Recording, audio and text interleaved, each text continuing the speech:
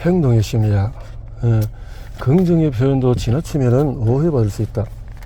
긍정의 감정을 표현하는 번개 눈썹이 오해받는 경우도 있는데, 말하는 눈썹을 오랫동안 올리고 있는 경우다. 이 표정은 대부분 본인의 이야기를 마치고 나서 상대를 응시하며 눈썹을 3에서 5초 이상 올리고 있는 경우인데, 이때는 긍정의 감정을 전달하는 것이 아니라 상대가 내 말을 이해했는지 확인하는 것이다. 방금 들은 내 말을 이해했으면 대답해봐. 그래서 내 말을 이해한 거야? 말을 해봐. 그래서 방금 들은 대로 하겠다는 거야? 맞아. 댓글 해봐. 이처럼 상대방이 내 말을 이해하는지 확인하고 거기에 대해서 상대의 반응을 요구하는 행동이다. 실제로 주변에서 이런 사람들을 종종 볼 수 있는데, 아마 이를 읽는 순간에 어떤 사람이 머릿속에 떠올 때면 그 사람에 대한 당신의 감정은 긍정보다는 부정일 확률이 높다. 때에 따라서는 상대가 네 그러니까요 와 같은 리액션을 할 때까지 아주 오랜 시간을 아무 말도 하지 않은 채 상대를 쳐다보기만 하는 경우도 있다. 이런 사람과 이야기를 나누다 보면 듣는 사람이 점점 피로해지고 짜증이 나기도 하는데, 이런 상대가 지속적인 확인을 통해 반응 동행 동의를 반강제적으로 요구하기 때문이다. 그래서 이런 사람과는 웬만하면 대화를 피하고 싶어진다. 이런 습관을 가진 사람들의 또 다른 특징은 이마에 주름이 잘 보인다는 것이다. 눈썹을 올리는 표정을 자주 반복하다 보니 이마에 주름이 생기게 되고, 그 주름이 점점 깊어지지만 정작 본인은 그 주름이 왜 생긴 것인지 잘 알지 못하는 경우가 많다. 행동의 심리학 연습. 누구든 친구로 만드는 번개 눈썹. 눈썹은 평소 우리가 무의식적으로 반응할 때에는 잘 움직이지만 의식적으로 움직이려고 할 때에는 잘 움직이지 않는다. 그런데 사람들과 대화를 하면서 눈썹을 전혀 움직이지 않으면 무뚝뚝하고 보이고 어떤 생각을 하고 있는지 반응을 할 수 없는 사람으로 보이기 쉬워 다가가기 어려운 사람, 친해지기 힘든 사람으로 여겨질 수 있다. 그러니 평소에 눈썹을 올리는 연습을 꾸준히 해야 한다.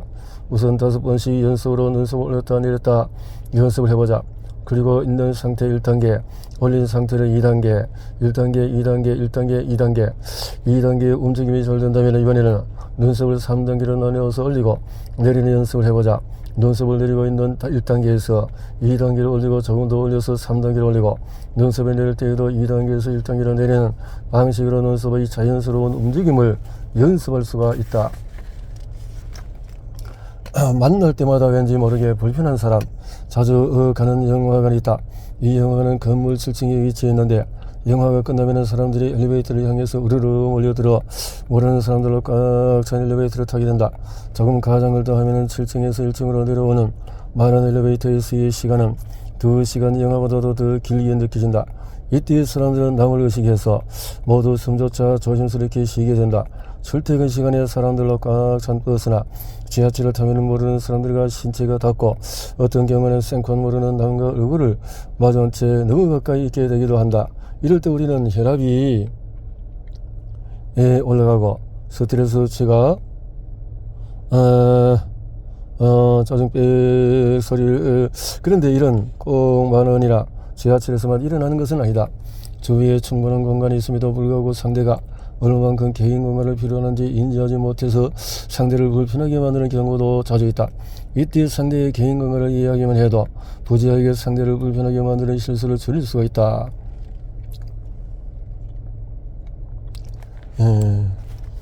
1960년대 초 인류의 학자 에드워드 홀은 근접학이라는 새로운 분야를 연구했다.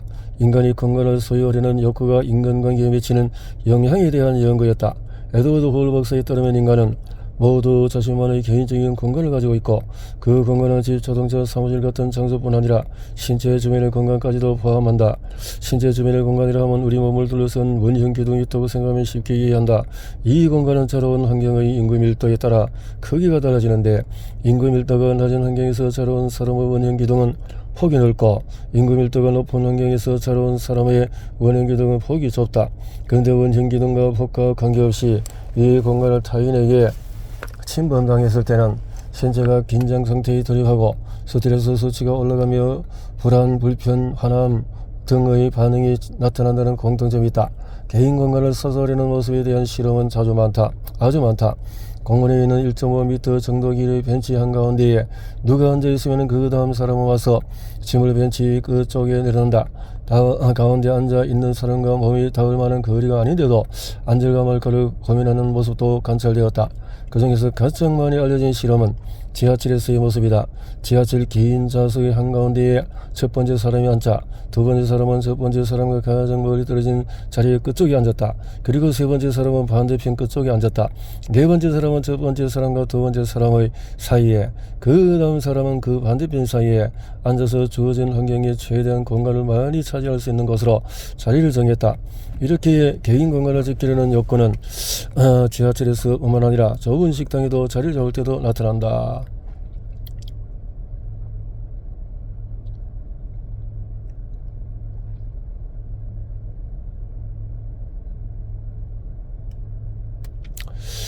거리에 따라서 편안함의 정도가 다르다. 우리 모두는 개인 공간의 보호적 욕구를 가지고 있지만 다가가고 싶고 가까이 있는 것을 더 좋아하는 경우도 있다. 바로 가족, 연인, 친구, 애완동물 또 함께 있거나 신체가 닿아있어도 일반적으로 보여지는 스트레스 반응이 일어나지 않는다. 그 이유는 우리가 물리적인 거리와 마음의 거리를 동일시하기 때문이다. 마음이 맞는 사람, 좋아하는 사람, 편안한 사람과는 가까이 있고 싶어하는 반면에 마음이 맞지 않은 사람, 싫어하는 사람, 불편한 사람과는 멀리 떨어져 있으려 하는 것을 통해서 허락하는 물리적인 거리가 관계의 거리와 비례한다는 것을 알 수 있다. 에드워드 호울 박사는 상대와의 관계에 따라 허락하는 물리적인 거리를 다음과 같이 네 가지로 나누고 있다.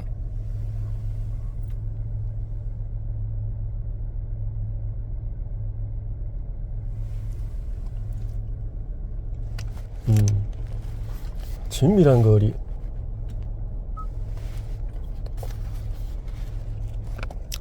가족, 연인, 친한 친구, 애완동물 관리가 있는 사람은 허락하는 거리. 나의 신체가 닿을 수 있는 아주 가까운 거리. 사적인 거리는 직장 동료, 친구와 같이 어느 정도 친분 있는 사람들과의 두는 거리. 친밀한 거리, 사적인 거리, 사회적인 거리, 공적인 거리. 사회적인 거리, 공적인 거리. 나도 모르게 상대를 불편하게 하는 경우, 이처럼 우리는 상대와 관계나 신뢰에 따라서 상대가 다가오도록 허락하는 거리가 모두 다르다. 그래서 사회적 거리여야 하는 사람이 친밀한 거리 안으로 들어오게 되면 맥박이 상승하고 혈압이 올라간다. 피가 뇌와 몸의 주요 근육으로 집중되면서 혹시 일어날지도 모르는 위협이 되는 상황에 빠르게 반응을 할 수 있는 준비를 한다. 뇌는 탈출구를 찾을 준비를 하고 신체는 근육에 피를 집중시켜 빠르게 움직일 준비를 한다. 친밀한 거리의 특징은 자라온 환경에 따라서 달라진다. 우리는 보통 12살이 되는 시점부터 공간에 대한 개념을 익히기 시작하는데, 시골이나 넓은 곳에서 자라온 사람은 도시에서 자란 사람 모두도 다른 사람의 공간 침범에 더 예민하게 반응한다. 상대의 이러한 특징들을 조금만 가지라도 본의 아니게 상대를 불편하게 만드는 일을 줄일 수가 있다. 그렇네요.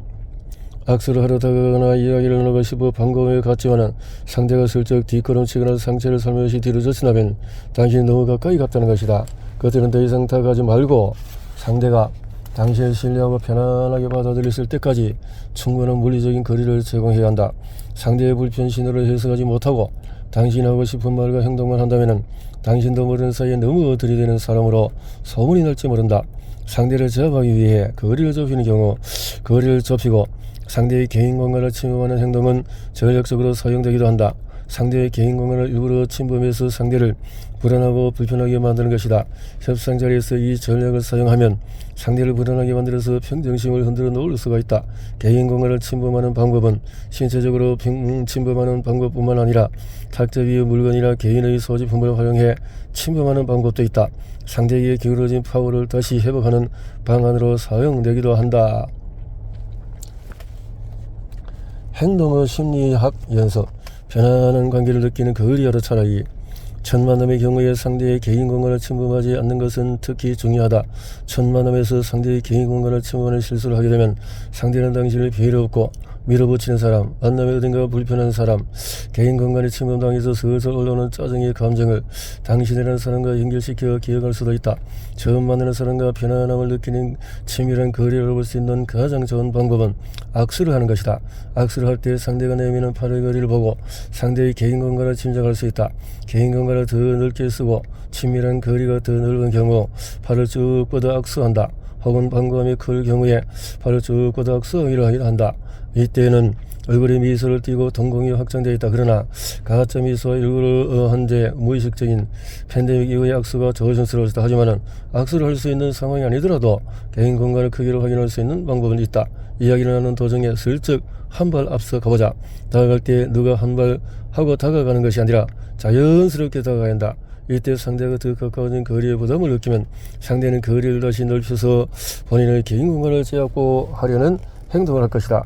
이 실험을 대학원 심리치료 수업 때 실제로 해봤는데 상대가 이 개인 공간을 점점 침범당하지만 뒤로 물러날 수 없는 경우에 굉장히 다양한 행동으로 거리가 너무 가까워 울려나는 메시지를 전달했다. 상체를 뒤로 젖히거나 젖히는 방식으로 표현하기도 하고 미세하게 고개를 돌려 시선을 자꾸 바깥으로 돌리려는 행동을 표현하기도, 이외에도 손을 내서 팔짱을 끼려는 행동을 하거나 손으로 얼굴을 비비는 행동, 목 뒤를 쓰다듬는 행동 등을 통해서 불편함을 드러내는 관찰을 할 수 있다.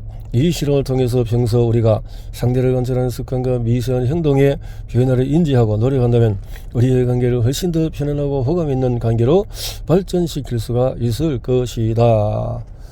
자, 이렇게 다시 만나고 싶은 사람들은 이것을 맞춘다. 나의 말을 집중해서 잘 들어주고 나이가 지금 이 순간 중요한 것처럼 경청해주는, 그래서 원래는 말하지 않으려고 했던 고민거리도 거리낌 없이 꺼내게 만드는 능력을 가진 사람들에게는 공통적으로 보이는 비언어적인 행동 특징이 있다. 바로 경청하는 자세와 태도를 상대방이 눈으로 확인할 수 있게 표현하는 능력이다. 경청은 우리가 일상생활에서 익숙하게 사용하는 단어이기 때문에 누구나 잘 활용한다고 생각하기 쉽지만 착각이다. 경청한다는 것은 그 행동을 하는 본인 스스로가 하고 있다고 생각하는 상태이지 상대방이 이해하고 받아들인 상태를 말하는 것은 아니기 때문이다. 그래서 나는 상사의 이야기를, 고객의 이야기를, 자녀의 이야기를, 애인의 이야기를 경청하고 있는 중이지만 그 행동이 어떤 방식으로 표현되어 상대에게 전달되고 상대가 그것을 알아차리지 않는 한 경청하지 않는 상태인 것과 다름이 없다. 나는 아주 열심히 경청하고 있다고 생각하지만 상대는 전혀 경청하지 않는 것처럼 느낄 수 있다는 말이다.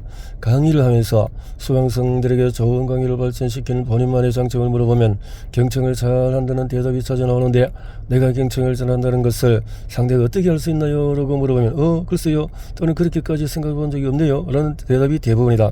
경청에서 중요한 것은 경청을 하고 있는 상태를 얼마나 잘 표현하고 전달해서 상대가 알아차리도록 하느냐에 있다. 이런 행동은 모든 관계에서 중요하겠지만 특히 고객을 만나야 하는 직업을 가진 사람이나 사람과의 관계가 중요한 직업을 가진 사람들에게 더욱 필요하다. 몸의 방향을 맞춰야 마음이 닿는다. 경청을 잘하는 사람들은 그들 특유의 비언어적인 특징이 있다. 바로 몸의 방향을 온전히 상대에게 마주한다는 것이다. 고개만 돌려 상대의 말을 듣는 것이 아니라 몸통 자체를 돌려 온몸으로 상대방의 말을 들어준다. 나와 나의 시간을 온전히 당신을 위해서 씁니다. 당신은 나에게 매우 중요합니다 라는 메시지를 시각적으로 표현할 줄 아는 것이다.